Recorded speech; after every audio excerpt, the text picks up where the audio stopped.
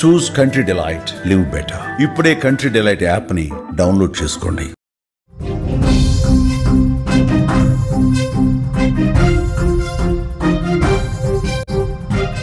War zone breaking అందుతోంది. పశ్చిమాసియాలో మరొకసారి హై టెన్షన్ నెలకొంది.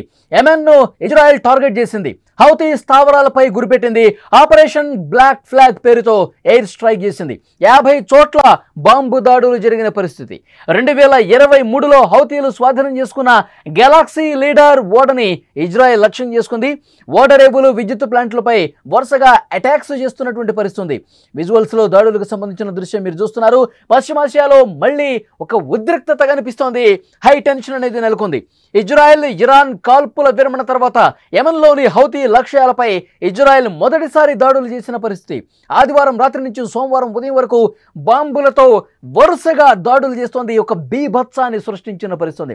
ఆపరేషన్ బ్లాక్ ఫ్లాగ్ పేరుతో ఎయిర్ స్ట్రైక్ చేసిన ఇజ్రాయెల్ మొత్తం 50 చోట్ల మెరుపు దాడులు చేసింది.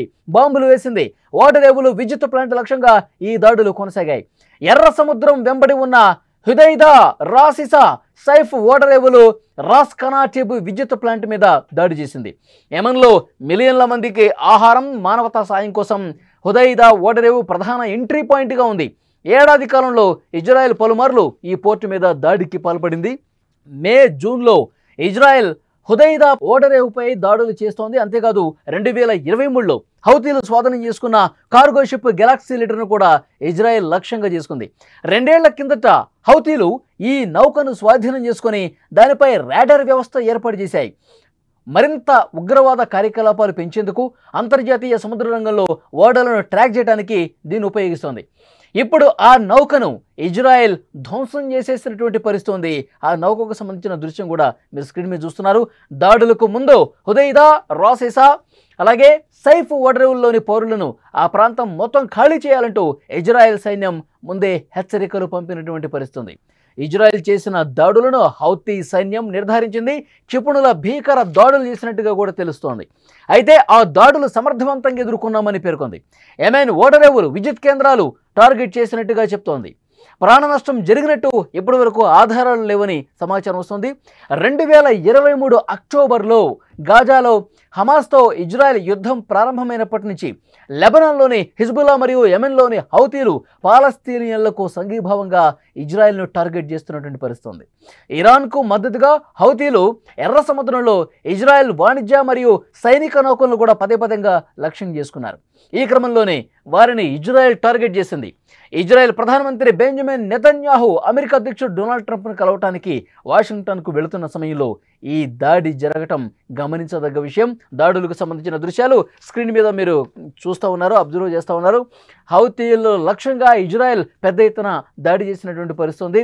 నౌకల మీద దాడి చేస్తోంది. సో పెద్ద ఎత్తున చేస్తున్నటువంటి ఈ దాడులతో మరొకసారి పశ్చిమాసియా రణరంగంగా కనిపిస్తున్నటువంటి పరిస్థితి. విజువల్స్లో ఆ దాడులు ఎంత షార్ప్ టార్గెటెడ్గా కనిపిస్తుంది అన్నది చాలా స్పష్టంగా మనకు కనిపిస్తుంది. పశ్చిమాసియా ఈ దెబ్బతో మళ్ళొక ఒక్కసారి వార్తల్లో నిలిచిన పరిస్థితి, మరొకసారి ఉద్రిక్త పరిస్థితులు కనిపిస్తున్నటువంటి పరిస్థితి. ఇజ్రాయెల్ ఇరాన్ కాల్పుల విరమణ తర్వాత యెమెన్లోని హౌతీ లక్ష్యాలపై ఇజ్రాయెల్ దాడులు చేసింది. ఆదివారం నుంచి సోమవారం ఉదయం వరకు కూడా బాంబులతో ఒక బీభత్స కాండ జరిగినటువంటి పరిస్థితి ఉంది.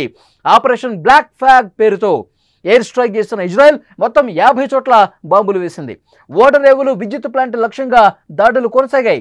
ముఖ్యంగా ఎర్ర సముద్రం వెంబడి ఉన్న హుదైదా, రాసిసా, సైఫ్ ఓడరేవులు, రాస్ కనాటిబ్ విద్యుత్ ప్లాంట్ మీద భీకరమైనటువంటి దాడి చేసింది.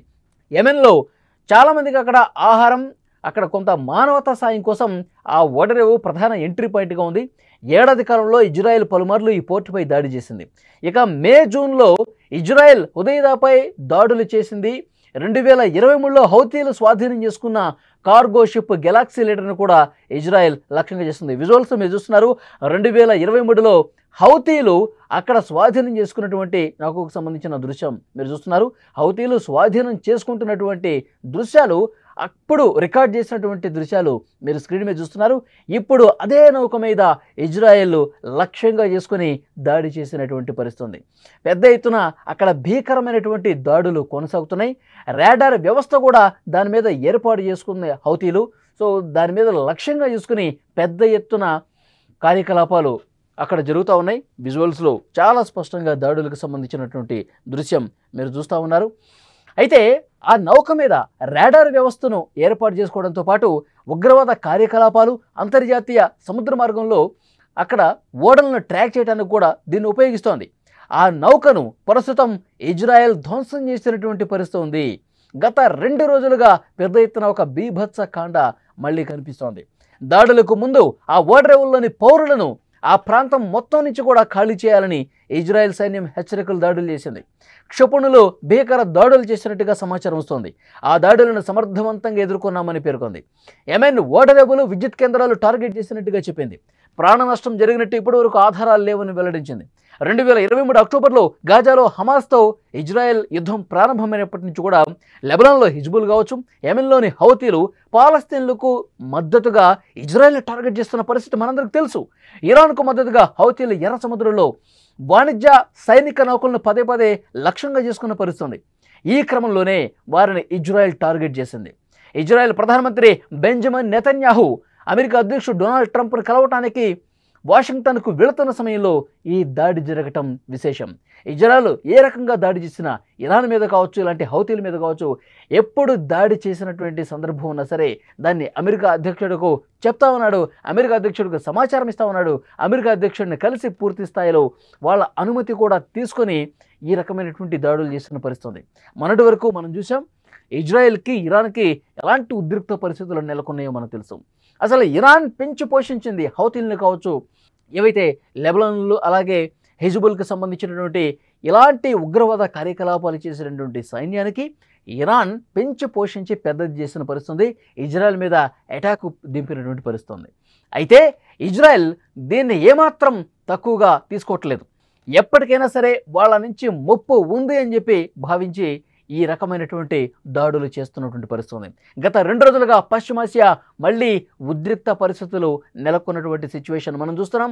అంతకుముందు ఇరాన్, ఇజ్రాయెల్ దాడులు, ప్రతి దాడులతో ఒక భయానకమైనటువంటి యుద్ధ వాతావరణం నెలకొని కొంత సద్దుమణిగినటువంటి సమయంలో అందరూ కాస్త ఊపిరి పీల్చుకుంది. పశ్చిమాసియా కొంత ఈ ఉద్రిక్తతలు తగ్గి సమన్వయంతో వాళ్ళు కొంత సమయం పాటిస్తూ యుద్ధానికి బ్రేక్ వేసినటువంటి పరిస్థితి ఉన్న నేపథ్యంలో కాల్పుల విరమణ జరిగింది అని భావిస్తున్నటువంటి సమయంలో మళ్ళొకసారి పశ్చిమాసియా రణరంగాన్ని తలపించే పరిస్థితి. హౌతీలు లక్ష్యంగా ఇజ్రాయెల్ దాడులు చేస్తుంది. హౌతీలు 2023 సంవత్సరంలో ఏదైతే నౌకను వాళ్ళు స్వాధీనం చేసుకున్నారో మళ్ళీ ఆ నౌక లక్ష్యంగా, ఎందుకంటే హౌతీలు ఆ నౌక కేంద్రంగా ఎన్నో ఉగ్రవాద కార్యకలాపాలకు పాల్పడుతూ ఉన్నారు.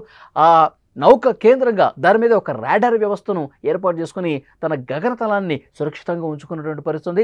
ఆ నౌక కేంద్రంగానే ఇంకా శత్రు దేశాలకు సంబంధించిన నౌకల్ని టార్గెట్ చేసుకుంటున్నటువంటి పరిస్థితి.